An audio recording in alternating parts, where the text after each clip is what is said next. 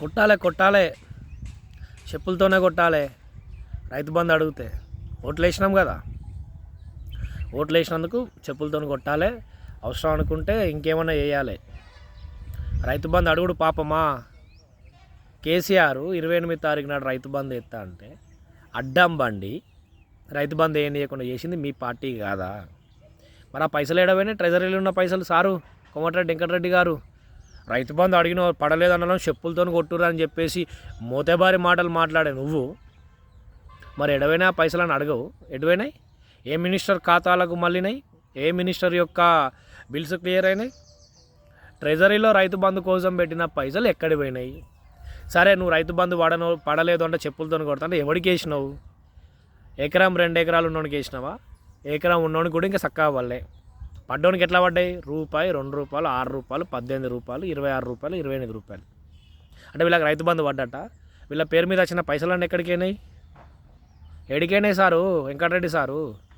గంత కోపానికి ఎందుకు వస్తానవే నాకు అర్థం కాదు. రైతు బంధు అడగని వాళ్ళని చెప్తాను కొట్టురు, పడలేదు అన్న వాళ్ళు చెప్తాను కొట్టురని. అరే ఎందుకు కోపం? ఎందుకు?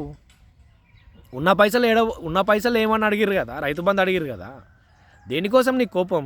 ఎవరి మీద నీ కోపం? ఓట్లు వేసినందుకు రైతుల మీద కోపమా? ఓట్లు వేసినందుకు ప్రజల మీద కోపమా? అంటే రైతు బంధు అడుగుతున్నారు, మా కడుపు కొడతారు వీళ్ళు, రైతు బంధు అయితే మా కడుపు కొడతారని చెప్పేసి ఆ పైసలు పోతే అన్న పాపమా? సరే, కోపమా? దేనికి? ఎందుకంత ఫ్రస్ట్రేట్ అవుతున్నావు? 100 రోజుల గ్యారెంటీ. అరే 100 రోజుల గ్యారెంటీలు అమలు చేస్తావా, అమలు చేయవా? పక్కన పెట్టే కంటిన్యూషన్ పథకమే రైతు బంధు. ఆ రైతు బంధు కంటిన్యూషన్ పథకాన్ని కూడా నువ్వు ఆపి రైతులకు పైసలు లేకపోతే ఇంకెప్పుడు ఎత్తవే? రేపో మాపో నాట్లు కంప్లీట్ అయ్యి ఆల్రెడీ సగం 98% కంప్లీట్ అయినాయి. లేట్గా పోసుకున్నటువంటి నార్లు ఏమైనా ఉంటే అవి 2-3 రోజుల్లో కంప్లీట్ అయిపోతాయి. రైతు బంధు పథకం యొక్క ఉద్దేశం ఏంటిది? రైతు అప్పులపాలు కావద్దు, రైతు ఎవరి దగ్గరికి పోయి చేయి జాపొద్దు అని చెప్పేసి కేసీఆర్ గారు రైతును రాజుని చేయాలని చెప్పేసి రైతు బంధు పెడితే మళ్ళీ నువ్వేం చేసినావే? ఏం చేసినావు? రైతు బంధు అయ్యాక రైతులను మళ్ళా దుకాణాల పోండి, సావుకారుల దగ్గరికి, ఫైనాన్స్ కంపెనీల దగ్గరికి పంపించి చెప్తున్నావు. అయిపోయా. ఇంకేముంది? ఇక రైతు బంధు ఉంటేంది పోతేంది అనే కాన్సెప్టే కదా. రైతు ఏడబోతుంది అనే కాన్సెప్టే కదా. నువ్వు రైతు బంధు అడగలేదు పడలేదు అంటే చెప్పులతో కొడతా అంటున్నావు. అంటే యూరియా బత్తాలు దొరుకుతలేవట. మరి రైతులను రేపు లాఠీలతో కొడతావా? రైతు బంధు రాలేదు, మన యూరియా దొరుకుతలేదని అంటే కొట్టినా కొడుతావు. గత చరిత్ర అదే కదా. పోలీస్ స్టేషన్లో పెట్టి మన యూరియా బ్యాగులు వంచిన చరిత్ర కాంగ్రెస్ది కదా. మాకు కెనాల్లో వాటర్ వస్తలేవు, మాకు ఏం వస్తలేవు నీ కాంగ్రెస్ పరిపాలనలో.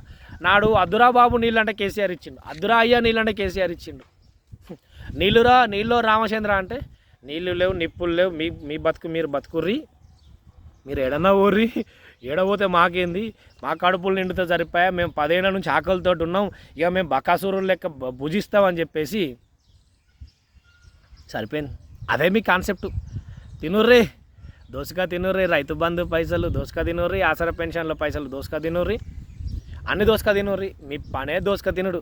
అడిగితే చెప్పులతో కొడతాం, రాళ్ళతో కొడతాం, అవసరం అనుకుంటే పోలీస్ స్టేషన్లో కేసులు పెట్టించి లాఠీలతో కొట్టిస్తాం. ఇది మీ కాన్సెప్ట్.